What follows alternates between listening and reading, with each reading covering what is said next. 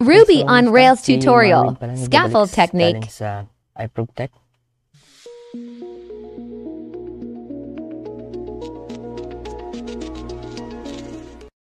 So ngayon, babalik tayo sa ating pag-develop na ating blog site na nasimula natin ng nakaraan. May mga nauna lang na tutorials, for example, is yung sa pag-add ng Tailwind, tsaka yung mga simple basic or mga simpleng folder structures na discuss ni Jason nakaraan. Titignan natin sa site, which is yung folder structure and beginner's walkthrough. Ito yan. So ngayon, ang gagawin natin is, so nakagawa na tayo ng login natin. Kung naalala nyo, nakagawa na tayo ng ating basic login. So ang next step natin is gagawa na tayo ng data natin or ng mga post. So let's see muna, balik tayo sa ating table guide.